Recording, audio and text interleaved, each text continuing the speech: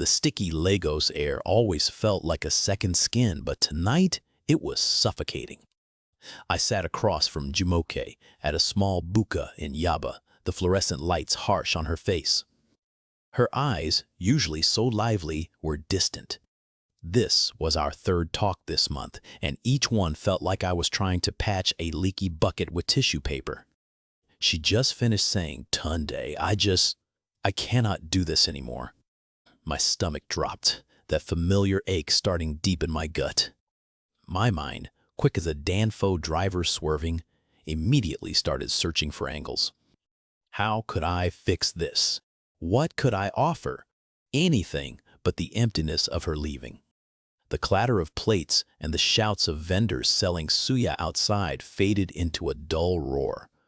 All I could hear was the impending silence. "Wait, Jumoke," I pleaded, my voice lower than I intended. What if we just take a break? Or we do not need labels, we can just hang out, no pressure, whatever you want. I hated the desperation in my own voice, but the thought of her walking away, of being truly alone, was a physical punch. It reminded me too much of Sade, my ex. 10 years with her, 10 years of emotional whiplash, and I only escaped when she relocated to Canada.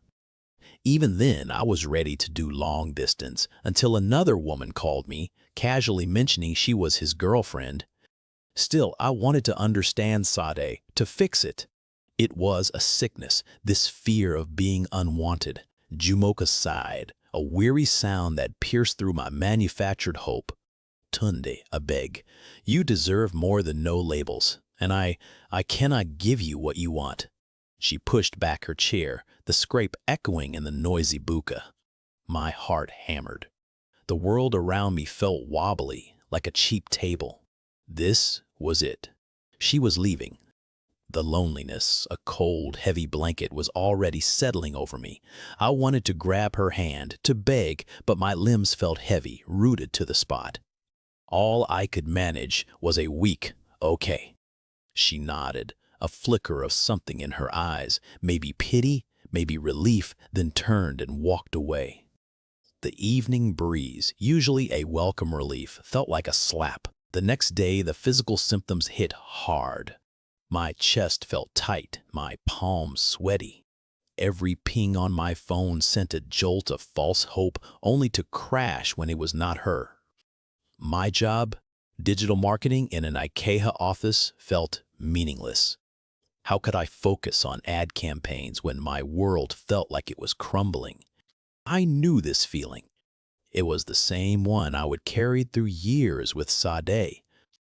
The constant anxiety, the need to check in, to reassure myself I had not been forgotten. My friends, especially Emeka, had seen it all before. He would try to warn me, to tell me to cut ties, but I always found a reason to stay.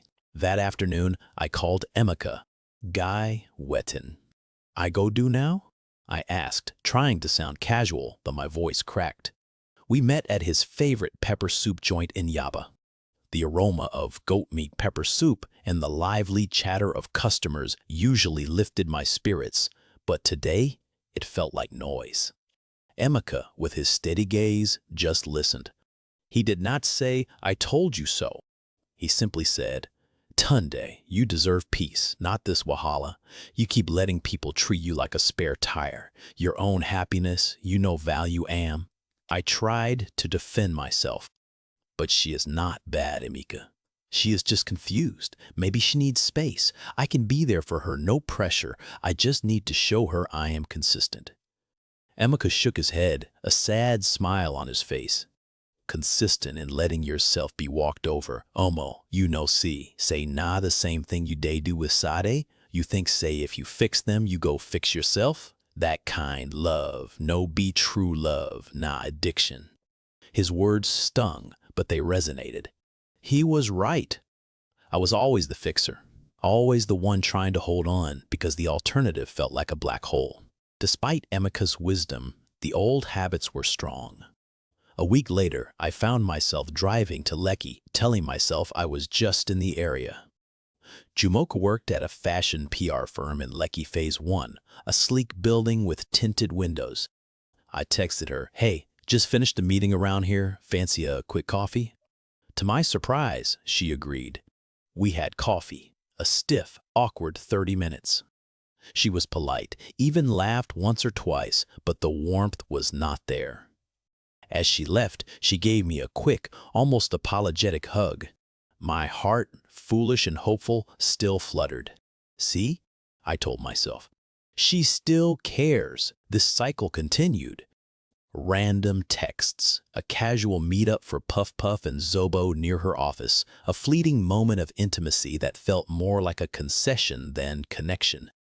Each time I walked away with a fragile thread of hope, only for her to pull away again, leaving me dangling. I saw myself, a puppet on invisible strings, dancing to the tune of her intermittent attention. The Lagos traffic, usually a source of irritation, became a metaphor for my life stuck, going nowhere, but too afraid to get off the bus and walk, even if it meant getting lost. Then came the text. "Party tonight at a friend's place in Lekki Phase 1. You should come." My heart leaped. This was it. A real invitation. Not a casual coffee, but a social event. This was her finally accepting me. I spent hours getting ready, picking out my best shirt, feeling a surge of nervous excitement I had not felt in months. The aroma of my cologne filled my small apartment in Anthony Village. I envisioned us laughing, dancing, her introducing me as my Tunde. I even bought a small bottle of wine, thinking it would be a nice gesture. I arrived at the Lekki apartment, a sleek, modern place, the music already thumping. The air was thick with the smell of expensive perfume and grilled prawns. I spotted Jumoke almost immediately. She was laughing, her head thrown back, a glass in her hand. My smile widened as I approached. But then I saw the man next to her. Tall, confident, his hand casually resting on the small of her back. She was looking at him, not with the polite distance she showed me, but with genuine adoration. My world tilted. She saw me then, her eyes widening slightly, a fleeting look of surprise, perhaps even guilt. She detached herself from him, just barely, and came over. "Tunde, so glad you could make it," she said, her voice a little too bright. "This is Demola, a very good friend." Demola, a handsome guy with an easy smile, extended his hand. "Nice to meet you, man. Jumoke talks about you." My blood ran cold. Talks about you. Not my boyfriend, not someone I am seeing, just you. I felt a sharp, burning pain, a physical symptom of my heart fracturing. The music, the chatter, the laughter, it all became a buzzing static in my ears. I felt lightheaded, my hands trembling. The bottle of wine felt like a lead weight. I managed a weak smile, mumbled something about getting a drink, and retreated to a quieter corner. I watched her, watched them.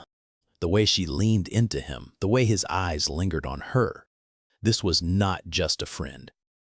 This was what I had been begging for, and she was giving it freely to someone else. The fear of rejection, the fear of being alone, it was all there, but this time it was laced with humiliation. I could not breathe. The air felt thin. I knew then that I could not stay. I did not say goodbye. I just walked out, leaving the unopened wine on a nearby table. The cool night air hit me as I stepped outside, but it did little to cool the fire raging inside me. I walked blindly, past the security gate, past the sleek cars, until I reached the Lekki Link Bridge. The bright lights of the city shimmered on the water, but I saw none of their beauty. I sat on a bench, head in my hands, the sounds of Lagos generators humming, distant car horns, a mournful symphony to my broken heart. It hit me then with the force of a tidal wave. This was not about Jumoke. It was not about Sade. It was about me. My fear of rejection was so profound, so ingrained, that I would rather endure endless pain and disrespect than face the terrifying silence of being truly alone. But even in those relationships, I was lonely. I was always chasing a phantom, a validation that could only come from within. Emeka's words echoed, "Your own happiness, you no value am." He was right. I had not. I had allowed others to define my worth, to dictate my emotional state. The pain was still there, but now, mixed with it, was a brutal clarity. Slowly, deliberately, I pulled out my phone. My fingers hesitated over Jumoke's contact, but this time the urge to text, to explain, to plead was not there. There was just a hollow ache. I deleted her number. It felt like cutting off a limb, but also, surprisingly, like severing a chain. Then I found Emeka's number. "Thank you, my brother," I typed. "I finally hear you." I did not elaborate. He would know. The journey was long, I knew, and the fear of loneliness would not magically disappear. But for the first time, I felt a flicker of agency. I stood up, feeling wobbly but resolute. The Lagos air still felt sticky, but it no longer suffocated. The next morning, I woke up to an unusual quiet. No frantic checking of my phone, no racing thoughts about what I did wrong. Just the familiar hum of the generator from my neighbor's house. I was still scared, yes, but there was a quiet strength budding in my chest. I made myself breakfast, listening to a Nigerian podcast. It was a simple act, but it felt monumental. Later, I took myself out for lunch to a small spot in Surulere and ordered a plate of isi iwu, something I usually shared. Eating alone felt strange, a little sad, but also peaceful. The journey to truly knowing myself, to valuing myself, had just begun.